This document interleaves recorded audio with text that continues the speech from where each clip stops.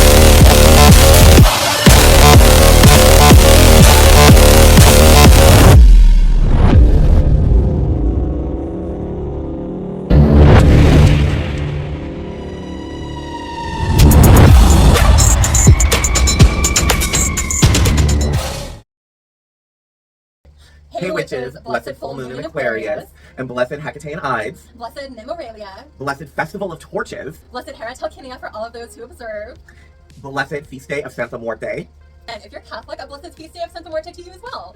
And also, if you're Catholic, blessed Feast Day of the Assumption of the Virgin Mary. And also, happy birthday to me. Exactly, our favorite Leo. So, welcome to another episode of Spelling the HEKATE with Marcus and Evan. I am Marcus James, author, witch, activist, and defiant homosexual. And I am Evan. I am a fiction editor, a legal assistant, a practicing witch, and as always, a big old lipstick lesbian. If you are joining us for the first time, welcome. If you are returning and joining us again, welcome back. And thank you for putting up with all of our tomfooleries. Oh, all of the tomfooleries. And where is that Tom anyway? If you like what you see, please do not forget to like, comment, subscribe, and share, and help us continue to build our beautiful, baneful, and blessed coven that we are creating right here in our little corner of the circle. Where we are two homos, one cauldron, and it is a spellbinding good time as always. Absolutely. So, here we are. Here we are. It's August, and you all are like, that was a lot of fucking holidays. It sure was. Absolutely. That just means this time of year is a very packed and powerful time for us witches. That's right. August 1st kicked off with Lunasa, or Lammas, for those who celebrate the contemporary reel of the year. And this, of course, is the first of the 3 harvest festivals, followed by the autumnal equinox, or Mabon, and then finally Samhain, or Halloween. So this is when your harvest, your bounty, whatever that is, whether physical, actual out in your fucking garden, or on your property, whatever, or in your flower pots are blooming, starting to, make their presence known with their roots and shit. Or it's for the things magically, intentions that we have set, spells we have cast, that we knew were going to take a long time. We should at this point be starting to see the benefits of those coming to fruition. Really quickly, I want to address a couple of episodes ago, and I made a post about this, but I also want to make sure I address it so there's video proof in case it ever comes back and gets called out by one of you in the comments. So a couple episodes ago, we got into discussion about how sometimes anthropologists for their time are only working with the current available information at archaeological sites, etc., to draw their conclusions from. And for some reason, and I think it was because of the heat, I said The White Goddess by Margaret Adler.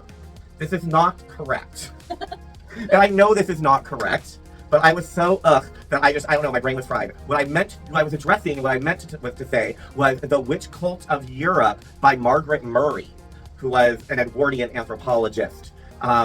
Robert Graves wrote The White Goddess, and Margaret Adler is the author of the memoir Drawing Down the Moon, who famously in the 1960s, 70s was a journalist for NPR, and she went to explore the new Wicca movement for a year and ended up becoming a high priestess of Wicca. I I don't know what happened. Like I said, that was the last time we were filming that episode. It was one of those hot as fuck days. It was. So I think my brain was just fried. Also because of the heat and stuff, I just haven't been sleeping very well, and I already have insomnia as an issue. And so I just think my brain was half not there. Yeah. So I did post about it on YouTube, on Instagram, in the actual written post. But I just wanted to make sure that I addressed this on camera and made corrections for the record. Oh, yes. I do actually know what the fuck I'm talking about. I just, my brain was like fucking fried egg in a pan, like in the 1980s, 90s fucking This Is Your Brain on Drugs commercial. Like, This yeah. is your brain on summer heat. Yeah, exactly. So again, my apologies. But that is to say that all is well with the world. And this, of course, is our very special episode. Yes. This is a mega episode. In the end, I don't know if this is going to be like a 2-parter or a 3-parter, but they will all be posted at the same time, so you can just follow them through. But this is our mega HEKATE episode that we've been talking about since day one. Yes. Since Samhain of last year, when the first episode aired. So buckle up tight, because we got a ride for you. Yeah, I'm fucking excited. Me too. And it's going to be really fun. And we look witchy and sophisticated and chic and cute as fuck. As As always. always. We were going to do something really cool with like the window actually open. But yeah, lighting-wise that just didn't work. But luckily I have these amazing blackout drapes that still really like work and fit the vibe. Yes.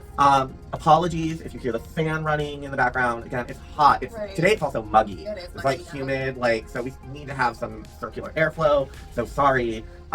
Also because we're at my dining room windows, which overlook a busier road. You may hear some vehicular convictions going. Right. So apologies. We can only do the best that we can. And here comes one now. Yeah, we can only do the best that we can. So we'll make sure that we start again so I can re-edit and blah, blah, blah. But things can happen. Just go with it. You know how we are. You know how we are by now. Exactly. All right. So first and foremost, as you know, witchcraft in the news. And I'm kicking us off. So Turning Point USA is hosting Faith Forward, its second pastor summit of the year at Rancho Palo Verde, California, August 6th through the 8th. Oh, that actually, we'll get to that, but we have an announcement, a really cool announcement, involving those same dates. Wait, did you say August 6th? Oh, excuse me, August, never mind. But that reminded me of something, of an announcement we have for you, but not in August. Not in August. So this just happened. At this point, would just happen. Ended yesterday. At the Faith Forward Pastor Summit, TPUSA Faith, Turning Point USA, gathered roughly 600 pastors and ministry leaders to focus on strengthening the church by returning to primary doctrine. I'm going to call it Toilet Paper USA. I love that. Fostering biblical discipleship and reigniting evangelism. Toilet Paper USA's faith goals is to equip church leaders to stand firm on foundational Christian truths and proclaim the gospel boldly and unashamedly in the pulpit. Church leaders who attended this past summit, that just ended yesterday, we'll heard from Charlie Kirk, Greg Lowry, Lucas Miles, Jack Hibbs, Rob McCoy, Samuel Rodriguez, I don't know why I can't talk right now, Steve Dace, I don't know, John Amin-Chukwu, Lila Rose, Frank Turek, Bodie, Megan Basham, Eric Metataxis, and more. We built this one with just a really great balance of sessions and keynotes and worship time together, says Lucas Miles, who is the lead pastor of Influence Church and senior director of Turning Point USA Faith. And he also mentioned that the location was a great place to bring your spouse out and enjoy the grounds and enjoy the weather and really have it be something that we can just pour into these pastors. Now, why am I talking about this? So Miles knows firsthand how our pastors work, and let's see. Church leaders have asked Miles to share from his viewpoint what he believes the most pressing issue pastors are unaware of that is happening among evangelical Christians today. I think what is really going under the radar, especially among churches and pastors, is that young women are moving more and more towards paganism and neo-paganism.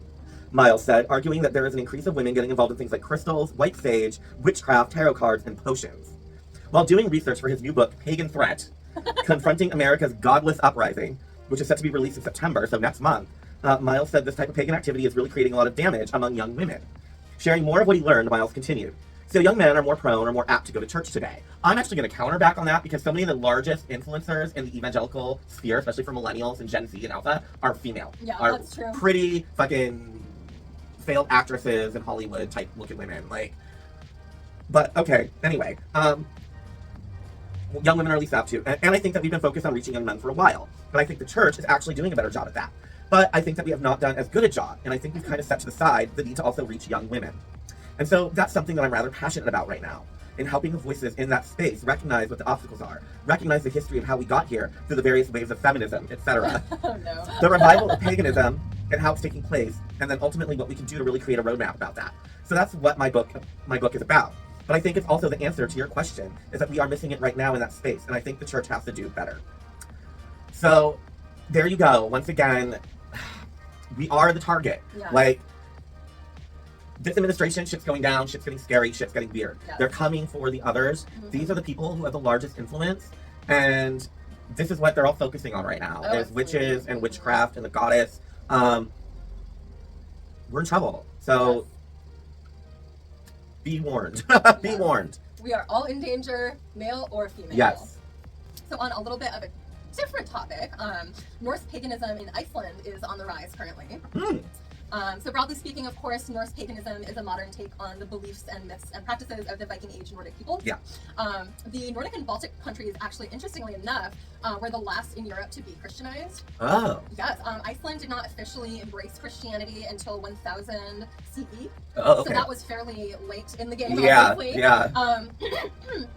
The Norse were also, and I'm sure obviously still are, a passionately literate people. Yes.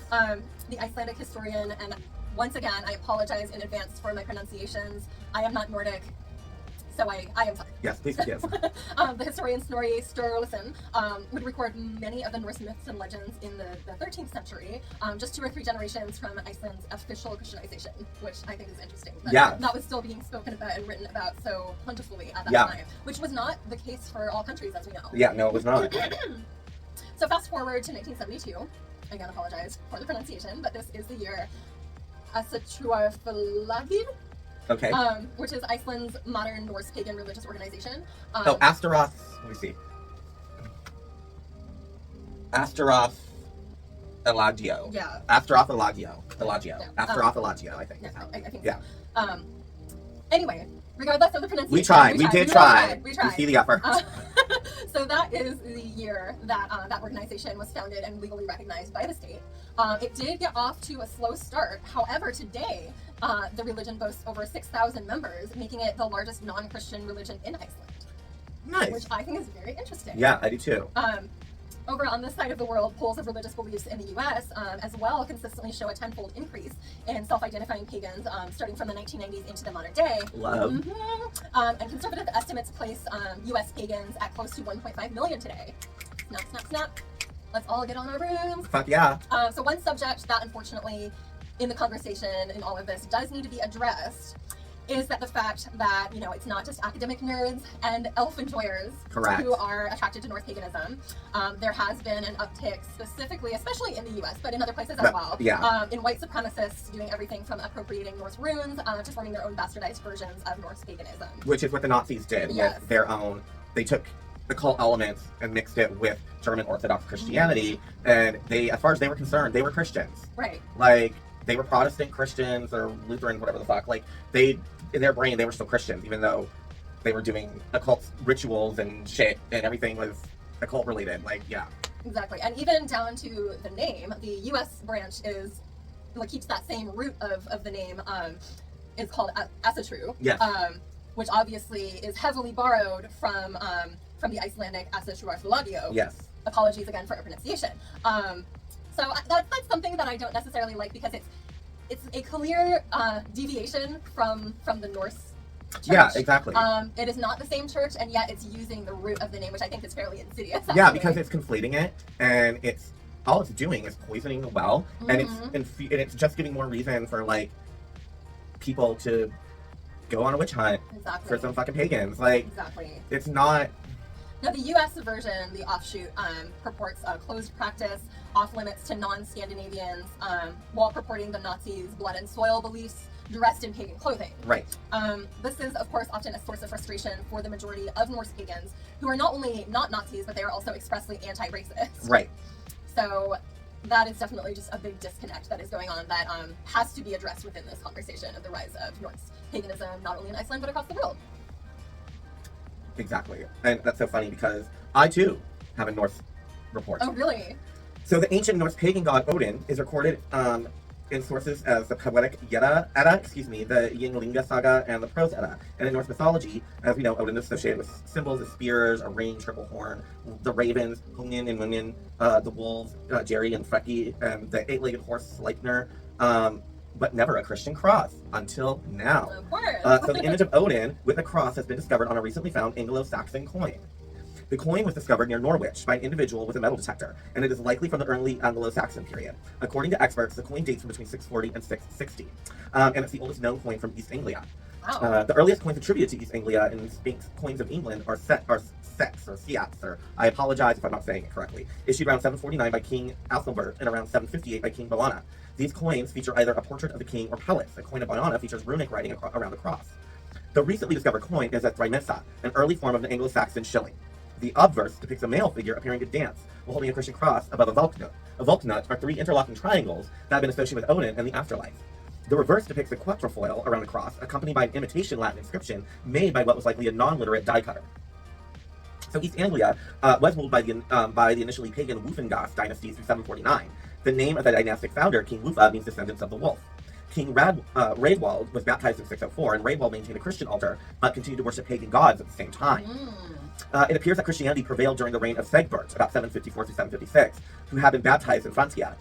Pagan and Christian iconography continued to overlap, as did the blend during the time of major religious transformation throughout England. In 865, the Danish Great Heathen Army invaded East Anglia. However, Christianity eventually did prevail in the area. So the recently discovered coin is physical evidence of how these two spiritual worlds actually coexisted and influenced one another during the 7th century. How? Norfolk historian Environment Service numismatist Dr. Adrian Marsden called the coin massively significant. It's the first of its type. New shillings design almost never turn up, and this one uniquely bridges pagan and Christian eras. It's not the first of its type, because there was that one of Mars that then got changed to fucking Constantine or whatever. That's true. And it was Mars and all the imagery, but now it was like Jesus, Right. but it was still the same imagery of Mars. So that's actually not true. Well, maybe Dr. Marsden doesn't know. But shame on the news report of not the journalist of the article not fact checking. I mean, I guess I could have, but the news article was the research, so right. I'm just reporting the news. Yeah. Marsden explained, it's plain from looking at the letters that whoever made the die wasn't literate. The letters don't bear much resemblance to Latin. They're garbage, really. Marsden cautioned that the reverse symbol could be a cross, however, it could be the swastika used as a symbol of good luck. The swastika may have been used to represent the pagan god Thor, who was associated with thunder. A swastika appears on 6th century hilt and sword belt found in a grave in Kent. The coin is composed of between 56 and 60% gold, this being a high purity compared to other known coins from the same period. Marsden has suggested the gold purity in the regal portrait suggests this was part of an early East Anglian royal coinage, possibly minted just before the kingdom fully adopted Christianity. The coin originates from the period following the well-known archaeological site of Sutton Hoo, which is an Anglo-Saxon royal ship burial, likely dating from 624 or 625, and was discovered near Woodbridge, Suffolk. The Sutton Hoo find is the richest burial ever found in Northern Europe. Wow. I know, that's pretty... But, I mean, yes, there are other things, but I think it is just interesting further proof that paganism just didn't disappear by Christianity. Exactly. It was more of people just kind of did both. They paid lip service to one while still venerating the other. Exactly. And of course, like, that is just bound to happen during those transitory times in history where it was going from expressly pagan as it was before to expressly Christian. There is bound to be some overlap as that happens over the centuries. Exactly. So next up for you, I have a fun little listicle. Ooh, we love listicles. Yes. So these are 5 outdoor folk traditions held in the UK that you can go to today. I mean, not necessarily today as in hop on a plane and go, right. But today as in the coming era. Correct. This year, you could do a whole little tour of these festivals if you wanted to. Ooh. So the first one that I would like to discuss is the Cheese Rolling Festival. Ooh, love cheese. Now this takes place in Cooper Hill, Gloucestershire in late May. Okay. First recorded in 1826, but likely was much older and was a holdover from those pagan years of Yeah. the past. So this festival is a little bit funny to me. So people roll large wheels of cheese down a hill while then chasing the cheese down the hill. And the best part is the winner, who gets there first out of all of the people chasing the cheese, gets to keep all the cheese. Oh my god, I would be like, I would make that I would invoke some powerful forces to make sure I won that. Right, exactly. I'm not gonna lie, I would use witchcraft to cheat to win that. 100%. Like, imagine just like the joy of loading up your car at the end of the festival. Oh, and you've that got all the fucking cheese. Cheese. And then you don't have to buy cheese for like 3 years. No, I mean, as long as you have like a deep freeze and you make sure you freeze your Exactly. fucking cheese so it doesn't spoil. Freeze that cheese. Freeze that cheese. I have a mozzarella in my freezer that like has been there for probably like 3, 4, 5 months already. Wow. Totally fine. Like, I mean, once you defrost it, like, you know, Yeah, but exactly. I mean, as long as it's sealed shut, Yeah. it's fine, you know? So So, imagine opening up your freezer wrap up and your it's cheese. just like these wheels of cheese. yes. Oh, you said right. Oh yeah. Cheese and champagne. 100%. What else do you need in the world? Nothing. I don't need anything. Absolutely nothing. The next one, and I'm sure again I'm mispronouncing it. This is a Viking festival, so once again I apologize. It is HEKATE, which is a Viking fire festival. This is held in Lerwick, Shetland, in Scotland. Okay. It takes place on the last Tuesday in January. The name of the festival translates to the end of holy days. Okay. So that symbolizes the end of today, the Christmas period, and the start of lighter days. Obviously, back in pagan times, it would be the end of the Yule period. Right. But regardless, the start of the lighter days, Yes. just right before Imbolc for those of us in our hemisphere. Yes. Interestingly enough, this is sometimes called the Northern Mardi Gras. Ooh. Yes. So this is a spectacular festival that sees around 1,000 costumed marchers bearing flaming torches on a procession around town, which is really cool. And at the climax of the festival, a replica Viking longboat is set on fire. Oh, cool. Which is, it just sounds really, really like a special experience. It really I does. love that. Third up, now this one is one of those ones that's also just really funny. It is called the Bog Snorkeling Championship. Okay, I can already imagine. Yes. Again, apologies for the pronunciation, but this takes place in Llanwrtyd Wells in Wales. Okay. During August bank holiday. Okay. This is a snorkel race that goes 55 meters through the Welsh peat bogs. Ooh. Funnily enough, it was started as a pub dare in 1976. Of course. Of course it was. But has since become a global event, including a prize for the best costume. So you dress up in these crazy costumes to go snorkel through the bogs. I love that. I know. I want to go really, really badly. But we shall see if that ever happens. I'm sure it will one day. Yes, someday. If I ever make it to Wales and it happens to be August, it will happen. I'm snorkeling. Oh, I'm not. I don't want to go in the bog. It's like oh no. I'll just watch. Oh, you'll watch. Maybe I'll win. Maybe. I do love a good costume, so I bet I could. You do wear a good costume and love a good costume. So next up is going to be the Padstow Abi Os Festival, which takes place in Cornwall on May Day. So back to the more serious pagan vibes now. Okay. This was one of the oldest and most colorful folk traditions in the UK. The Abi Os Parade takes place every year on May Day in Padstow, believed to be a pre-Christian fertility rite. The festival actually starts the night before when the townspeople gather to sing the night song. Ooh. That already sounds like... I know. Like it very much gives me Wicker Man vibes. Yeah, I was going to say, very Summer Isle. I mean, let's just be real. Yes. It's very Summer Isle, which so we love. We love. Except for if you're Nicolas Cage. Or what's his face beforehand. Oh, yes. So the next day, there's a jubilant parade, chock full of songs, ribbons, flowers, all of that usual May Day stuff. Yes. The highlight of which are the two Abi Osses, which are hobby horses. Okay, yeah. So that's where the name of the festival comes from. Made from wooden frames. Abi Osses. Yes, there you go. They're made from wooden frames covered in fabric and adorned with horse-like heads. They were brought out of their stables to dance and cavort through the streets, joined by groups of masked dancers called teasers. The main aim of the dance is for the horses to capture the maidens, presumably bringing that back to that whole fertility purpose of the festival. At last, the horses and dancers all meet under a maypole, and the festival comes to a joyful finish. Love. The osses are ceremoniously returned to their stables while the crowd sings Abi Os Death, until its resurrection the following May Eve. Wow, I want to go to I that. want to go to that too. That would be just wonderful. So that brings us to the last one, which is, actually this one is two celebrations kind of in one, but same purpose.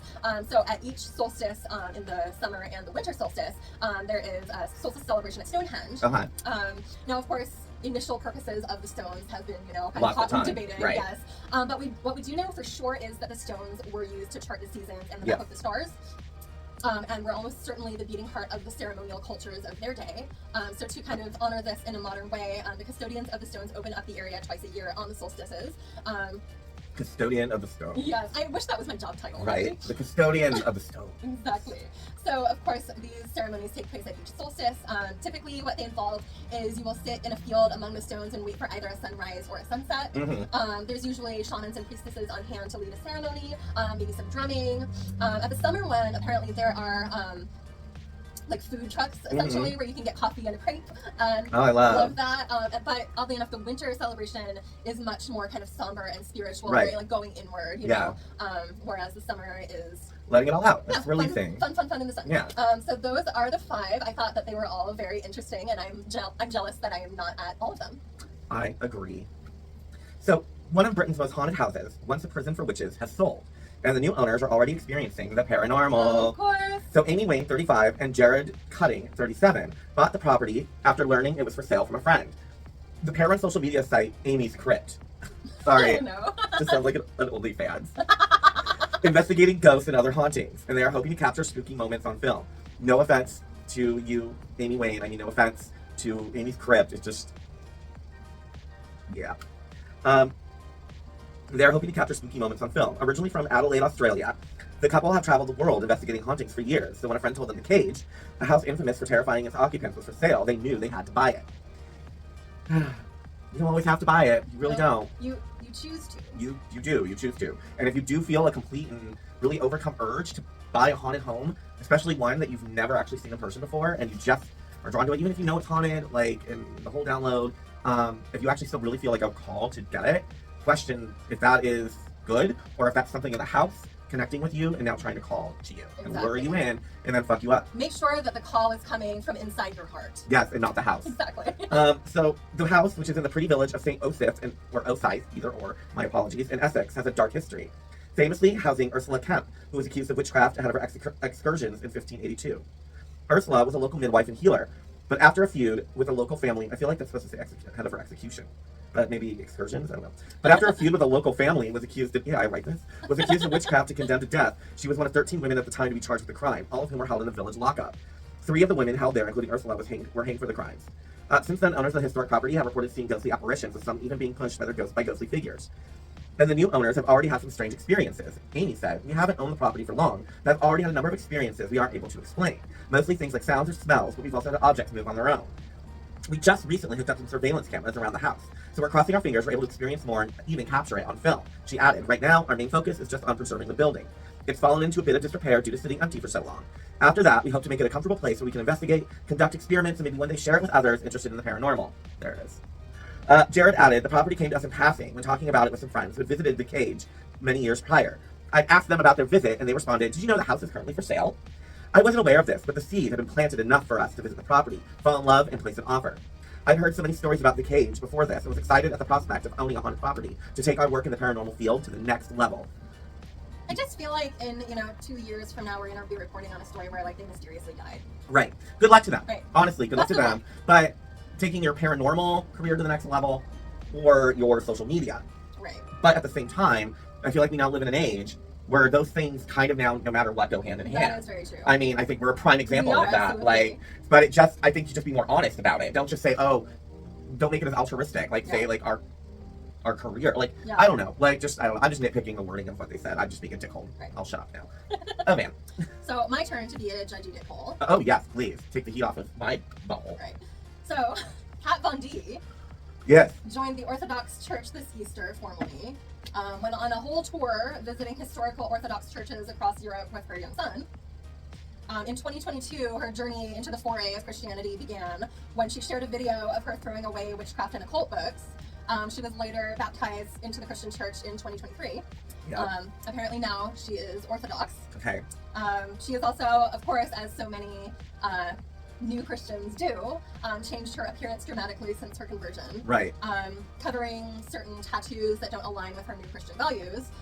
Of course, she couldn't probably cover all of her tattoos. No, there's too many.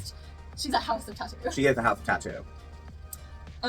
So to sort of summarize this whole Orthodox church journey that she took across Europe, she posted something on Instagram kind of detailing her tour across these European churches. However, the thing for me about this post that was problematic was that she ended it with, "Lord Jesus Christ, Son of God, have mercy on me, a sinner."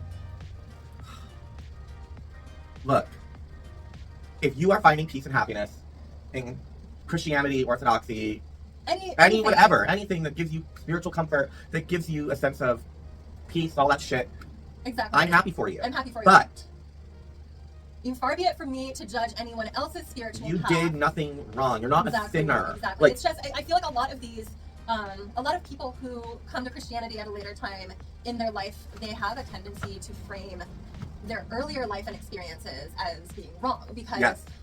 In a lot of Christian paths, I'm not saying all of them, Right. but a lot of Christian paths do frame their path as the one true path and everything else as evil. Right. And so it leads to a lot of people feeling this intense sense of shame and guilt of whatever paths in life they walked prior to coming to Christianity, and that's the part that just does not sit right with me. Right. And like, girl, you didn't do anything wrong. It makes me sad that in witchcraft, and I want to be like, who hurts you? Right. Because like for me, witchcraft saved my life. The goddess saved my life. Yes. My deities, my spirits, the deities, the things that I work with, and the craft that I practice, and all the things that go into being a witch and what it means to be a witch, good and bad, and, you know, malefic and benevolent. Yeah. Like, I fucking love it. Like, you know, like kindness and blessed and baneful and blessed. Like, I find beauty in witchcraft, and it makes me sad that you didn't, but also that you can't just join Christianity and it be okay. Right. You have to be broken. You have to be a failure. You have to be a failing. Yes. You have to be tainted. You have to be corrupted, and you need to then be washed away and redeemed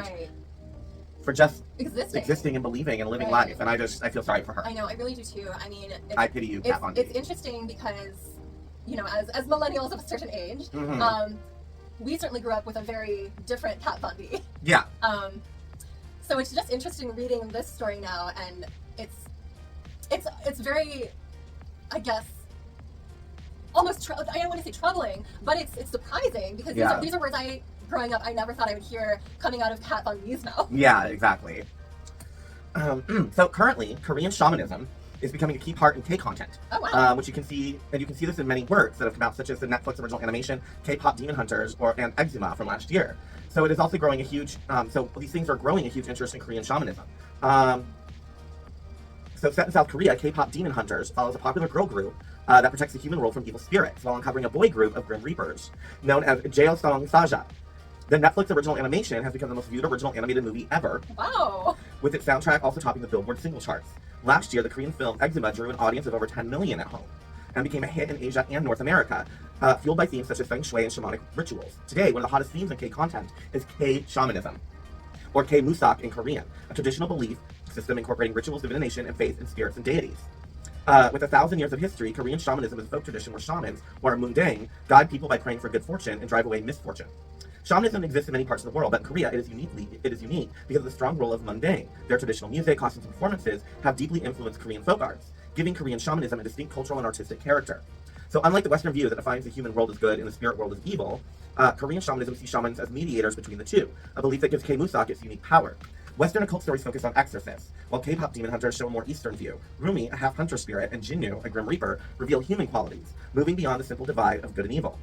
Even Hollywood now borrows from Asian values, avoiding absolute dualism, showing how Eastern philosophy is shaping occult content. Korean shamanism's power as occult content comes from its cultural freshness rather than religion. Korea is not tied to a single religion, allowing shamanism to keep its own identity alongside others. Unlike Japan, where cultural images were long ago exhausted by Japanism, Korea's shamanism remains fresh, offering untapped images that enrich today's content. K-musak content is diversifying and becoming a key icon of K-culture, with growing potential. Korean shamanism is a traditional folk belief where shamans or mundang mediate between spirits and humans, tracing back to ancient rituals honoring heavenly gods by leaders. It is considered a national faith that honors nature, spirits, local deities, and ancestors, leaving a strong cultural legacy. In Western society, ghosts are often seen as evil beings that must be driven out of the human world. But in Korean shamanism, shaped by the sentiment of Han, a feeling of resentment and sorrow, shamans can comfort spirits, ease their pain, and guide them peacefully to the heavens. It's a bridge between people and the divine. As seen in the film Eczema, the colorful and dynamic gut ritual ceremony with loud music, dancing, and even knife performances is one of the most important cultural traditions of Korean shamanism, offering spirits a joyful send-off. Shamanism-themed content is also being produced non-stop in South Korea, from webtoons and variety shows to dramas. Experts say the success of shamanic content is not just about shamanism itself. They point to Korea's positive global image, strong national brand, unique traditions, democracy, creative storytelling, and competitive cultural industry as factors that all work together. He added that as long as we keep embracing diversity and creating fan-centered content, it will continue, but we must keep exploring what makes Korea unique. He said that to keep Korean culture fresh, more diverse K content is needed, content that carries a Korean touch while appealing to global tastes. So that's cool, but also like the content part of it, like reminding everything for content. We're becoming a Truman Show. Yes, we're becoming absolutely. Big Brother. Like everything is about our digital existence. Yes, 100%. And it's fucking crazy. As we say while we sit here on our YouTube show. Exactly. Well, that's exactly the point. Actually, Exactly. you know, it's just it's crazy. It really is. I mean, and there was a time we could not have imagined doing this. No, even in 2009. Oh gosh, this was not no. Like people were still just getting webcams, putting it on their laptops or on their fucking desktops and recording videos that way for YouTube. Oh, 100%. Although honestly, I came of age into college in that era where YouTube was kind of first becoming a thing. Yeah. And I have just such a fondness for that like 2005, 2006 YouTube. You know Right. What I mean? Oh yes. Well, speaking of our digital footprint, oh yes, I am now also here to talk about a new Christian podcast that's about to be unleashed upon the unfortunate victims of the earth. Oh, okay, let's hear it. All right, so this podcast is going to be called Into the Supernatural. Of course, obviously, very focused on talking shit about witches. Right. And talking about why Christians have to gird their loins against us. Right. So this is going to be hosted by actress Jen Lilly and journalist Billy Hallowell. Okay. I haven't heard of any of these people. No. I don't want to look up their IMDb. No, I don't either. But they probably do like Christian. Yeah, I think that they do. Like from the quotes that I read from them, they are very evangelistic. So it seems like they are the type of people who would not take roles that were outside of the Christian sphere. Yes. So this podcast has not been released yet. However, they've already been featured on a show called Ex Psychic Saved. Okay, I've heard of that one before. Have you? Yeah. This is hosted by Jen Niza, who is a former psychic turned Christian apologist. So she interviewed them on her show about not only the podcast, but also like their journeys as Christians, blah, blah, blah. In that conversation, it was discovered that the podcast will feature guests such as ministers and former occultists. Of course, like all turned Christian, yes, right. Ex-witches turned Christians, and will be aimed at influencing people to leave their occult practices and return to Christianity. So it's all just this very modern take on the televangelism. Right, and see, the focus still is on witches and witchcraft, pagans, Satanists, etc. They are coming for us. Like they are like, we need to start really focusing and really as a community being prepared for that. Oh yes. Like, this isn't fringe shit. These people have huge platforms and are very influential in higher spheres of like the GOP, MAGA, etc. So like the shit needs to be taken seriously. Yes. Because they whisper in Trump's ear and Vance's ear. 100%. And we already know Vance has gone around and bitched about us already. Exactly. Like, he ran on that essentially when they're campaigning. Yeah, he was talking about us a lot while he was campaigning, and even went on shows where that was the subject. So like, not us, Van and I, but witchcraft people. Can you imagine if they like you get them on the interview and they're just saying, oh, this Marcus James and Dan Freeman Casey, they gotta be stopped. The corruptors. I mean, we do, but mostly because we just like our champagne and our shopping. Exactly. All right, now it is time for astrology, mixology. I will explain it, but this is probably going to be the last time. But if you don't know, you're like, it's the middle of August. Why are we doing astrology now? It's because I am a evidence-based person. I like when actual lived experience can confirm occult things, witchcraft, magic, esoteric things, right? So astrology, mixology, we do it in the middle of the month. That way, you have some time where you've been into the month already, and the things I mentioned, you'll maybe be like, oh shit, I have started going through that, or I have started feeling this way. Oh fuck, that makes total sense. Like I was on the second feeling that way, and now oh okay, and then you're gonna maybe take it more seriously and pay attention to the rest of what's going on for the month. So first and foremost, we know that the month of August kicked off with a cosmic checkpoint on August 1st. The first quarter moon in Scorpio greeted us with Lunetha or Lammas, the first harvest festival, the first real day of the first breath of fall. And it's been okay, what now? So now you just experienced the Leo new moon that was on July 25th. So there was a lot of setting huge intentions, huge manifestations. And we just really felt that fire coming in hot, Fuck yeah. And of course it was so quickly after the start of Leo season itself. So when those kind of transits tend to coincide together, I feel like the energy of whatever season it is just tends to be that much more intense. Yes. So now the Scorpio first quarter moon is basically asking us, okay, are you moving with purpose? Are you doing what you set out to do? Are you helping to make manifest the intentions and shit you set out? So it's urging us to cut out the noise, listen to our gut, and make intuitive decisions with quiet precision. And so the first 5 days of August have been cleanup mode. Oh yeah. With Mars, the planet of action, still in Virgo, our inner critic has been probably louder than usual. I know I have felt it since the 1st of August. Mars in Virgo was bringing in a lot of obsessive clarity and a little burnout, which I've also felt that first week of August. And these are things that have been healing processes that have been lingering since late June, which we talked about entering these phases in the summer solstice episode. So on August 6th, Mars entered Libra for a 6-week period, which so we're now deep in, or just starting in anyways.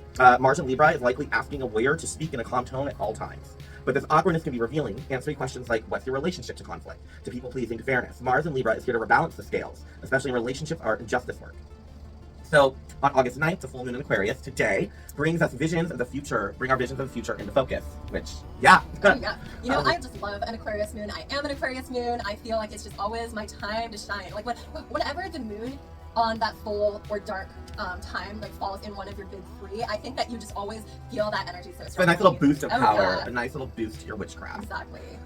So this is about how you've been maybe focusing and examining on how you've been limiting your goals of the future. If you've been clinging to rigid expectations about where you should be by now, oh fuck yeah, this is hitting me. This lunation might disrupt that with a healthy dose of detachment. Aquarius moons aren't about your ego's checklist. They are a time for you to experiment, innovate, and liberate yourself from old blueprints. That is definitely something we both need at this time in our lives, I think. Yeah. This is especially true since the moon is ruled by both Uranus in Gemini and Saturn retrograde in Aries, challenging us to be both imaginative and responsible with our personal revolutions. So Mercury, the planet of communication, shows up on August 11th, ending its 3-week retrograde. And suddenly everything should feel less scrambled by this point. So just a couple more days. You might still feel part of the shade of the retrograde on you for a couple of weeks, but it is safe to make big decisions again, especially with self-expression, love, and travel. Mercury in Leo post-retrograde is a time for us to start speaking up with confidence returning, creativity flowing, and texts from your situationships making sense. Whatever those are. Situationships aren't always even people. It can literally be iffy situations. Yes. Things that are feeling uncertain. Use the second half of August to pitch the bold idea, write the bio, book the trip, or speak from the heart. August 13th through the 15th, of course, we begin the Nemoralia, or the HEKATEan Ides, also known as the Festival of Torches, culminating with the 15th, honoring HEKATE as Queen of Heaven, or Diana HEKATE as Queen of Heaven, depending on where, if you're Turkey or Italy during that time.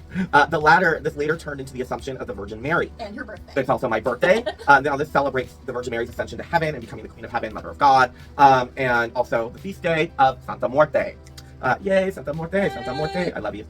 So Virgo season begins on August 22nd, and the sun will shift into Virgo, and that will help ground us after Leo's solar flares. Oh, yes. All them solar flares. So on August 23rd, the Virgo new moon will begin a new cycle of efficiency, well-being, and meaningful rituals. This is get your life together season, Oh, yes. but in a way that's nourishing, not punishing. Virgo encourages improvement through devotion, not perfectionism. What do you want to devote your energy to? What seeds do you want to plant as we head into the final ends of 2025? Virgo season will help us answer those questions with grace. And by the end of the month, the vibes will turn playful again. Venus will enter Leo on August 25th, reminding us that we're allowed to have fun. After a lot of shadow work and miscommunication and some recalibration, Venus and Leo will reawaken the joy of being seen and appreciated. Love gets louder, art gets flashier, more fantastic, and people flirt like they mean it. Now that Mercury retrograde is behind us, our pride doesn't get in the way of our pleasure. So Uranus in Gemini forms a sextile, or a harmonious alignment, to Neptune in Aries on August 28th. So that's going to bring where clarity will meet magic, including in tech, spirituality, and activism. So the month is going to end with another first quarter moon. This time it will be in Sagittarius on August 31st. This is a mirror of how August began. We started in Scorpio's depth, and now we're ending with Sagittarius's exuberance and optimism. This is the calm before September's eclipse storm. Soak up all of the breakthroughs, the beauty, and the boldness of August, because you are more prepared than you think. So, cool. I feel it, and that makes sense to me. That's a very, I like that energy of this one. Yeah. It's very giving. Yes. Of the give. Yes. All right. So, here we are to the main topic. The Ides of HEKATE, or the Nemoralia, the Festival of Torches.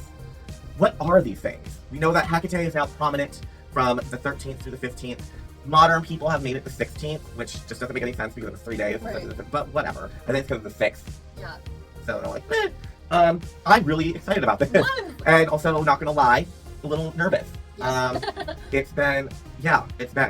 So, what are the HEKATEan Ides? What are we celebrating? So the Nemoralia, this, as we talked about, was mostly in northern Italy, Lake Nemi, which was known as the Speculum Diana, which, again, in this region, it was the synchronized HEKATE Diana, or Diana HEKATE, that was honored. And this, at Lake Nemi, there was a temple and festival to the goddess, and the lake itself was Speculum Diana, which means the mirror of Diana, and it was because it was a sacred spot, but also the moon itself reflected so brightly in the water. Oh, wow. And of course the moon, etc. So, and there were games, there were festivals that went on. Then we had the Ides of HEKATE. So the Ides of the month are middle days.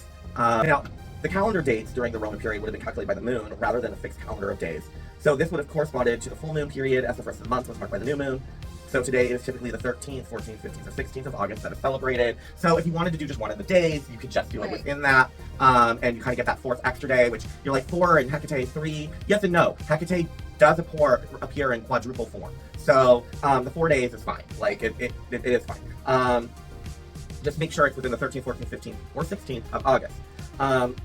So the historical festival lasted for 3 days, and people traveled from all over the region, often on foot. Torches were lit, and participants wore wreaths and also tied strings to trees near the water. All of it with offerings of song and prayer. And votive tablets, tabula, and objects representing body parts that needed healing were also brought to the site and left, presumably with prayers.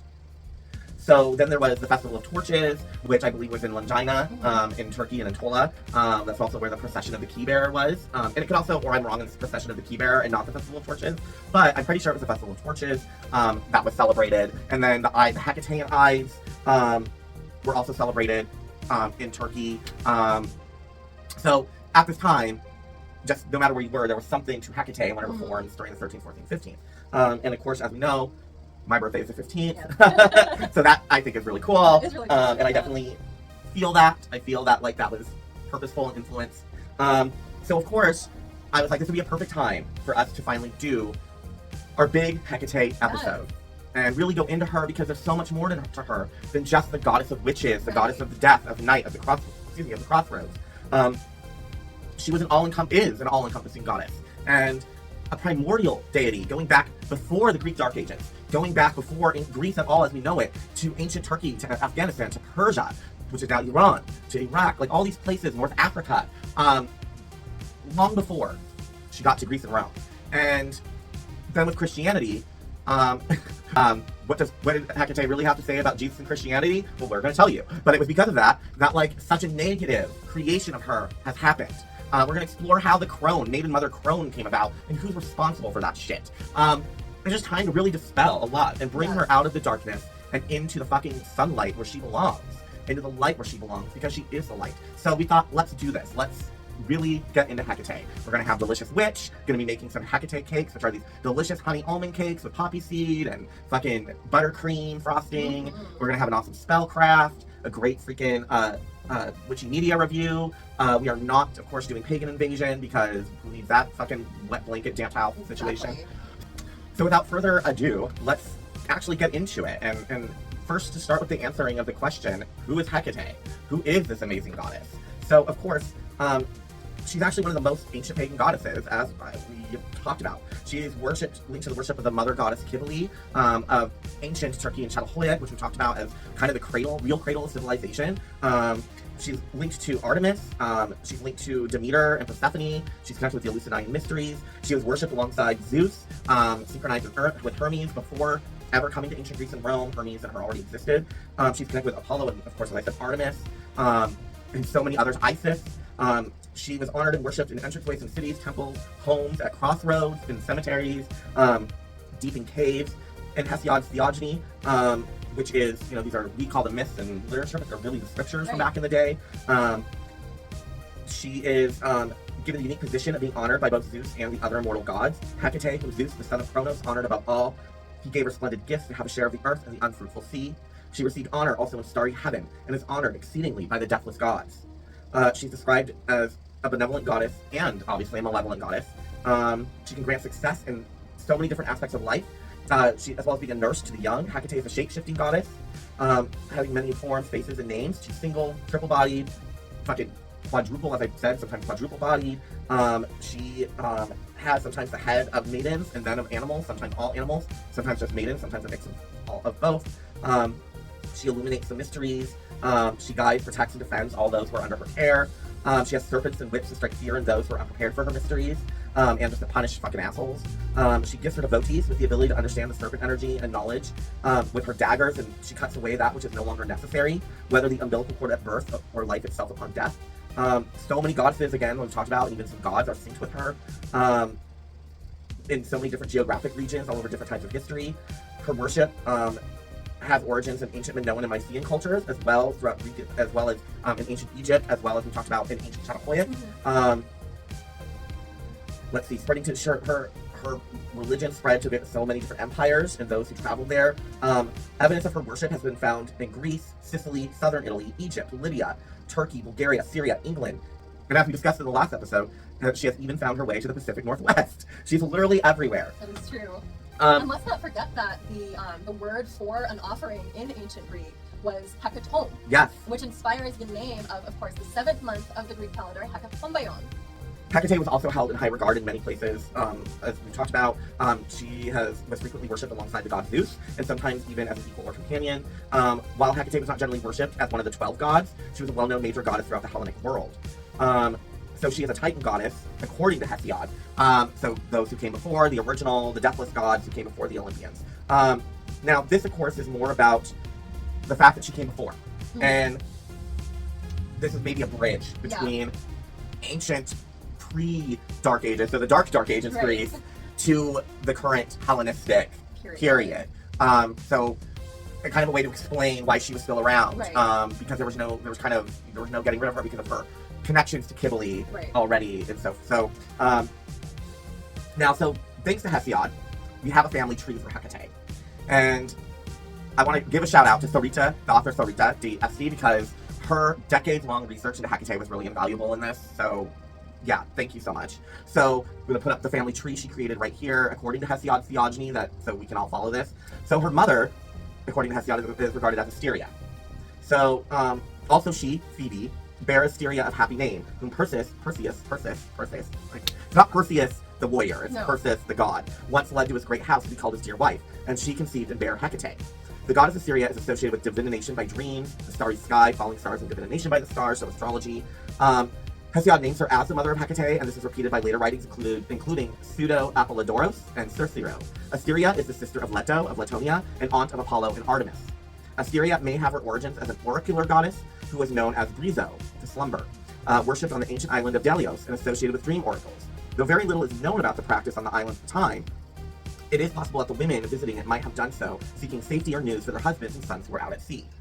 So the women of Delios offered sacrifices to her in vessels in the shape of boats, and the sacrifices consisted of various things, but fishes were never offered to her. Prayers were addressed to her that she might grant everything that was good, but especially that she might protect ships. Brizo was worshipped as an oceanic goddess who would protect ships and sailors, and probably what the ships carried as well. And as such, the offerings may have included petitions for the safety of husbands, sons, and others working at sea. And it is possible that HEKATE's own later association with the sea may have been influenced by the activities on the island. So in the mythologies, Delios is supposed to be the body of HEKATE's mother, Asteria. And we are told that Asteria, in her efforts to escape the sexual advances of the god Zeus, fled across the land. Zeus transformed himself into an eagle to gain an advantage over her. But Asteria was keen to guard herself against Zeus and turned herself into a quail and threw herself into the ocean, becoming an island. The excerpt from Callimachus provides more detail. But no constraint afflicted thee, but free upon the open sea thou didst float. And thy name of old was Asteria, since like a star thou didst leap from heaven into the deep moat, fleeing wedlock with Zeus. Until then, golden Leto consorted not with thee. Then thou wert still Asteria, and wert not yet called Delios. Oft times did sailors coming from the town of fair-haired Troezen unto Ephyra, within the Saronic Gulf, descry thee. And on their way back from Ephyra saw thee no more there, but thou hadst run to the swift straits of the narrow Euripus, with its sounding stream. And the same day, turning thy back on the water of the Sea of Challis, thou didst swim to the Sunian headland of the Athenians, or to Chios, or to the wave-washed breast of the Maiden's Isle, not yet called Samos, or the nymphs of Mycalethos, neighbors of Anacius, entertained thee. Having failed to woo Asteria, Zeus later turned his advances towards her sister Leto, impregnating her with the twins Apollo and Artemis. And of course, as we know, Hera, Zeus's wife, was enraged and particularly resentful of Leto. As a result, Hera decreed that the pregnant goddess should not be allowed to give birth anywhere on land. Leto was ubiquitously turned away wherever she sought refuge. In one version of the story, Hera even commands the Python of Delphi to chase the pregnant Leto across the land, preventing her from having a place to rest and give birth. The wandering Leto is ultimately guided to the drifting island of Syria by her unborn son, illustrating his future role as a god of prophecy, and is of course welcome there. But mark thou, mother, there is to be seen in the water a tiny island, wandering over the seas. Her feet abide not in one place, but on the tide she swims, even as stalks of asphodel, where the south, again, apologies for any mispronunciations of Greek or any other language throughout this entire episode, where the south wind where the east wind blows, whithersoever the sea carried her. Thither do thou carry me, for she shall welcome thy coming. When he had spoken thus much, the other islands in the sea ran away. But thou, Asteria, lover of song, didst come down from Euboea, to visit the round Cyclades, not long ago, but still behind three-trailed the seaweed of Gerestrus. God, Jesus Christ, this is going to be a minefield. Seeing the unhappy lady and the grievous pain of birth. Hera, do to me what thou wilt, for I heed not their threats. Cross over Leto unto me. Callimachus continues the story, saying that the messenger goddess Iris informed Hera that Leto is in labor on Asteria. Hera expresses her anger towards Leto, cursing all those who are impregnated by Zeus to give birth in places worse than those in which underprivileged mill women give birth. Jesus. However, when Hera hears that it's Asteria who is providing shelter to Leto, she softens because she knows the star goddess successfully avoided sexual relations with her husband. But against Asteria am I no wise angered for this sin, nor can I do to her so unkindly as I should, for very wrongly has she done a favor to Leto. Howbeit, I honor her exceedingly, for that she did not desecrate my bed, but instead of Zeus, preferred the sea. And of course, Leto then births the sacred twins, first Artemis and then Apollo on Delios. And this marks a very dear relationship between the sisters, and one for which Asteria is richly rewarded. Asteria receives adamantine pillars, anchoring her to the seabed, and the island becomes Delios, a site of major religious pilgrimage for many centuries to follow. So Asteria also has Phoenician origins. The goddess, who is sometimes called Astarte, was the most important female deity of this early pantheon. The Persian form of the word is Astara. In Phoenician, it is Astaroth. And according to Dr. Obert, all the Phoenician goddesses were... In Phoenician, it is Astaroth. All the Phoenician goddesses were included under this name, supposedly. Another form of the name afterwards appeared in Greek scriptures as Asteria, and it was applied to the beautiful goddess who fled from Jove or Zeus. So the Phoenicians did do trading in Delios later in the Hellenistic period, from 323 through 331 to 31 BCE. And by then, 323 to 31 BCE. But by then, the Temple of Apollo already existed, and Asteria is not known to have any other children. So then, according to Hesiod, albeit her mother's only child, she is honored amongst all the deathless gods. So HEKATE pretty much, through that explanation through Hesiod, in the Hellenistic period anyways, they're saying, HEKATE is Asteria's only daughter. Now her father, accordingly, is Perseus the Destroyer. The maiden daughter of Perseus, Primo Trimorphos, HEKATE. So HEKATE, also known as Primo Trimorphos, the terrifying, triple-formed, and shape-shifting one, basically. So Perseus is the son of Eurybaia, which is the wild force, and Sirius, the ram, the ruler, and husband to Asteria, and the father of HEKATE. I'm going to put a lot of that in quotes, just like Asteria being mother, because also Nyx, the goddess of night, gets associated with HEKATE's mother as well. Right. So there's a lot of... But then Asteria and Nyx are also conflated because of night stars, right. Blah, blah, blah. So his name is interchangeably thought to mean destroyer, as well as from Persia. And HEKATE is likewise often referred to as Persian, which not only links her to her father, but also of her early pre-Grecian origins. So only tender-hearted HEKATE, bright-coiffed, the daughter of Perseus from the Homeric hymn. So her paternal relatives are Perseus' brother, which is her uncle Astraeus, a god of stars and planets, with the goddess of the dawn Eos. They had the Anemoi, And these are the four winds: Boreas, Zephyrus, Notus, and Euros, and Eosphoros, yeah, the morning and evening star, which is associated with the planet Venus. Pausanias mentioned that HEKATE was worshipped with offerings and 4 pits by the altars of the 4 winds, and Perseus' other brother Pallas was married to Styx, the goddess of the river of the underworld and the embodiment of hatred itself. They bore HEKATE's cousins on her father's side: Nike, or victory; Kratos, strength; Zelos, rivalry; and Baia, the force. Athena destroyed Pallas and then took on his name as one of her epithets during the War of the Titans. Yeah. According to him, HEKATE's maternal grandparents are Coeus and Phoebe. So Phoebe, which means bright or shining, was grandmother to HEKATE, Apollo, and Artemis. And according to some scriptures, she was closely associated with prophecy and was the goddess of the oracle at Delphi before Apollo was. Coeus was a benevolent god and the access of the world. He also played a part in the castration of Uranus, and he helped discover things which were helpful to man, and was also linked to oracles and prophecy. Her paternal grandparents are Sirius and Eurybaia. Sirius is one of Coeus' brothers. He also helped participate in the castration of Uranus, and he has linked to the ram in the constellation of Aries. Eurybaia is the daughter of the sea god Pontos and Gaia, and she was also said to have mastery over the sea as well as over the winds and the constellations. So now we get to her great-grandparents. Okay. Earth, heaven, and sea itself. Gaia is Earth, and is HEKATE's great-grandmother on both of her sides, because of incest. With Uranus, heaven. Gaia birthed Phoebe, and with Pontus, the sea, she birthed Coeus. Her grandparents are the 3 domains that she holds dominion over. So not just mastery, but dominion. Which would make sense. Your great-grandparents would do whatever you ask them to do because they love you. So they're like, girl, just tell us. We'll do it. Like, hey, Graham. Yeah, exactly. Earth, heaven, and sea. And this is also what her triple form is. Not the moon and whatever they were saying in that fucking description from the press release for HEKATE. Her trimorphic state, because it wasn't maiden, mother, crone. She was never a crone. She was also a maiden. Always a maiden. And mother at times, but never crone. That's something else. But the triple form is symbolized by her dominions of the heavens, the earth, and the seas. This was Gaia was the original goddess of the Delphic oracle and was associated with prophecy as early as 1700 to 1400 BCE. Her body, the earth itself, is the realm of the dead, which would, of course, make sense why some people went into deep caves for contacting the dead.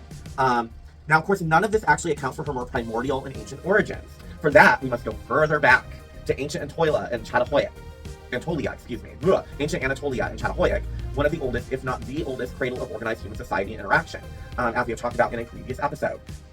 Once again, Chattahoochee goes back to at least 8,000 BCE, and at this point it looks to be closer to 12,000 years ago. It is here where we find the ancient primordial mother of the gods, Cybele, or Magna Mater, Great Mother, or Big Mama, as the Romans called her. She and Cybele share this title, and their primordial connection to her, along with Hermes, runs deep. Yes, Hermes, along with Dionysos, come from the Middle East and the Eastern Mediterranean, and Asia Minor. and predate the Greek and Roman empires by many thousands of years. So in religious art, Cybele was shown as being accompanied by HEKATE and the god Hermes.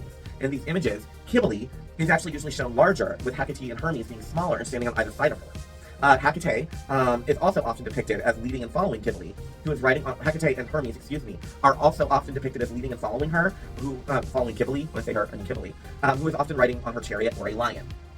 A stucco at the Cairo Museum, like I hit puberty. The Cairo Museum, at the Cairo Museum, which is thought to have been discovered in ancient Anatolia, shows Cybele seated with lions and HEKATE and Hermes on either side of her. HEKATE as well appears lion-formed and lion-headed, whilst also riding a chariot of lions or bulls to bring the dawn.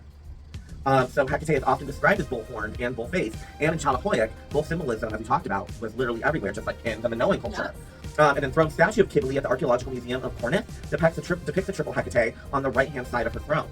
The left bear depictions of branches of pine and pan flutes, both symbols of the god of the wood, Pan, which would bring in the shepherding, the herding, the animals, the deer, the goats, the woodland, to HEKATE. Once again, we see the triple aspect, also the tie-in of homosexuality and queerdom, through Hermes, through Pan, and of course through Cybele and her eunuch lady boys, who were not, let me be clear, they weren't trans. I mean, maybe some of them were, but that was just kind of, if you were homosexual, that's kind of expected that you would culturally dress kind of as a woman. Obviously not all the time. Obviously the Romans and the Greeks were men and looked like men and would fuck other men or boys, but in kind of like a sacred prostitute, priestful temple role. So that the priests of the temple were often like queer in some way, shape, or form. That was kind of their temple guard. In Cybele, the mother goddess, but in Cybele we have the mother. With HEKATE we have the maiden. In Hermes we have the traveler, or the one who roams. Just as HEKATE is the one who roams. And in fact, it may be that that maiden mother, she who roams, could become maiden mother in Crone. See, that's what I was about to just joke about. I was like, see, it was just a mishearing. Right. Maiden mother roams. Now, this is because of Aleister Crowley, and we will get into that later, don't you worry. But Crowley is actually kind of to blame for the Crone. Oh, yes. Yeah. I'm sure he is. He's to blame for a lot of things. Exactly. Now, Interestingly enough, the name Aleister is one of Zeus's epithets. That is so funny. I know. So now with the androgyny and dual sexes, obviously these show that the great mother Cybele was not just ancient heritage of these crossroad youth, but that she was them and they were her. Oh. So next we find HEKATE in Minoan Crete, where she may have found her entry into what would be later Greek civilization. So the island of Crete was home to one of the earliest advanced civilizations of the world, the Minoans, and their culture existed from 2000 BCE to 1400 BCE. This is where the Minotaur and his labyrinth is located, and King Minos is the Minotaur's father. Ancient Anatolia, the home of Herrera, was also the home to the temple of HEKATE and Langina. Aletheia, who, as with Diana, Selena, Isis, Artemis, and so on, was also synced with HEKATE and worshipped on Crete. Homer tells us in scriptures that this goddess of birth was worshipped in a cave on the coast, and his work actually helped archaeologists find the remains of the shrine a millennia later. Wow. Which again, all of these ancient sites were found because of the literature, because of the myths, because of the stories. Like, no joke. Like, we think of so many of the temples we found, it's because of the Iliad, it's because of the Odyssey, Jason and the Argonauts, Jason and the Golden Fleece. Because of all these stories, they end up then going to the Minotaur, they go look for them, and oh, lo and behold, these locations actually exist, as described. I love that. So it's like, come on guys, like, there is truth to all of this. This isn't myth. No. This is just as tangible, if not more so, than a lot of what's in the goddamn Bible. Exactly. Now, is this the same Aletheia who was Hera's daughter? I believe so. Eileithya. Yes, that was one of Hera and Zeus's daughters. Yeah. She was the one child of Hera's who also had the dominion of childbirth, just like her mother. Right. So this may be. So that's interesting. Her thinking with HEKATE might be where we get that one story, just that one story, where HEKATE is Hera's daughter and she steals Hera's makeup and hairbrush. That makes so much sense. Yeah. Although, interestingly enough, as far as any legends that I'm aware of, Hera and Aletheia had a closer relationship than, for instance, like Hera and her daughter Hebe. That was kind of why she joined in the same dominion. Right. Well, and I think that the stealing of makeup, that was because she wanted to wear makeup like her mother. Yes. So that to me tells of a story of closeness. Exactly. I want to be my mom. Yeah. And then she knows that she was told not to touch it, and her mom catches her, so she takes the fuck off to go hide. Right. You know. Exactly. I mean, which is exactly what you would do if you are being caught by your mom doing something you know you're not supposed to be doing. Whether it's thousands of years BCE or today. Right, and if they were worshipping Aletheia at Crete, it would make sense if HEKATE is already there, HEKATE Cybele is already there, that you would then, they would become HEKATE Aletheia. Yes, exactly. Minoans are famed for the Minoan snake goddess, which, as we see, which very much resembles HEKATE, and this is the popular image of the goddess, most often venerated by devotees of goddess spirituality, like more clerical Wiccan and neo-pagan Dianican Wiccan circles. Right. Another connection with HEKATE and Crete is found in the work of Pausanias, and he tells us that Theseus founded a temple to Artemis of Tyria, the savior, on Crete. And of course, this is the common epithet of HEKATE's, as well as Artemis being synced with her. So Artemis, HEKATE, Artemis Sotira, just another word for HEKATE. Wow. And their thinking. HEKATE was also equated with the Cretan virgin goddess of hunting and fishing, Dictyna. Dikty and then A. So I'm just going to go with Dictyna. I don't know. Dictyna, yeah. So at Legina, I'm not going to finish that rhyme that I want to say. And Stratonicia in Turkey, we find the last great temple built during the Hellenistic period. And this temple was constructed atop an older town, which more than likely had a temple to HEKATE as well. It was the largest known temple to HEKATE and is famous for the key-bearing procession, where a young girl carried a large key down the Sacred Way, a near 7-mile road or 11-kilometer road, which connected the temple to the nearby city of Stratonicia. We are not certain what this city's plural wide festival was for, but it was totally significant. And during the Hellenistic period, this is when HEKATE was then given the epithets Megistri, the greatest, and Epiphanestate Thea, most manifest goddess. She was the leading goddess of her own city and its fiercest protector. Now we're going to go to ancient Byzantium, moving a little further in time, but also before Hellenistic Crete. In ancient Byzantium, which then became Constantinople, and then now Istanbul, Turkey, HEKATE was worshipped there as HEKATE Phosphoros for her help when Philip of Macedon, father of Alexander the Great, attacked the city in 340 BCE. The account from Heist Militus says, excuse me, HEKATE assisted by sending clouds of fire on a moonless rainy night, so probably lightning. Right. Thus, she made it possible for them to see clearly and fight back against their enemies. By some sort of divine instigation, the dogs began barking, thus awakening the Byzantians and putting them on a war footing. There was another account recorded by Eustathios, who says that Philip of Macedon's men had dug secret tunnels and were planning a stealth attack. However, as Phosphoros, the goddess appeared and filled the tunnels with her light. Scared, Philip and his men fled, saving Byzantium, and in their gratitude, they erected a statue of HEKATE holding 2 torches in the city shortly thereafter. In the Theogony, Hesiod writes, "And when men arm themselves for the battle that destroys men, then the goddess is at hand to give victory and grant glory readily to whom she will." So now in Byzantium, the symbol of the upwards pointed crescent and 8-rayed star, representing the sun above it, was one of HEKATE's symbols as Phosphorus. And obviously, it is no coincidence that the current Turkish flag has such resemblance to this symbol now, thousands of years later. Oh yeah, not coincidence at all. So that is kind of her earliest, this is where we know of her, right? Like that's kind of her backstory, kind of her history. We have her family tree once we get to the Hellenistic period to kind of explain how she's here. Right. Because we've gone through the dark ages, yes, then the Dark Ages, and now we're in the modern Hellenistic period, and here's HEKATE and here's Hermes. Right. How did they get here? Here's Dionysos. How did he get here? And so we start explaining where that comes from. Mm-hmm. But then we also have other writers and other theologians who say, no, she's Nyx's daughter. Right. But Nyx and Asteria are also synced to one another. Yes. So then we see, like, okay, so as we saw though, that I got into, her history goes even further back. You know, we go all the way back to Chathoyuk and this Neolithic period and before the Bronze Age, you know, where we have Kybele and HEKATE and Hermes at her sinking. And then we get to the Bronze Age and the Iron Age. We get to the Mycenaean and Minoan eras. We get to all these pre-Greek and Roman times where she's just there. Right. And it's just, yeah, it's really fucking cool. That's really cool. I just love tracing things back like that as far as there is a link to be found, you know? Exactly. Now, when it comes to HEKATE, one of her epithets is the many-named Mene. Yes. So we're going to call this section HEKATE, the many-named Mene, what's in a name? Or what's in a name. Yeah. And of course, our queen of linguistics, Avan, yes, is going to take us into the journey of HEKATE's name.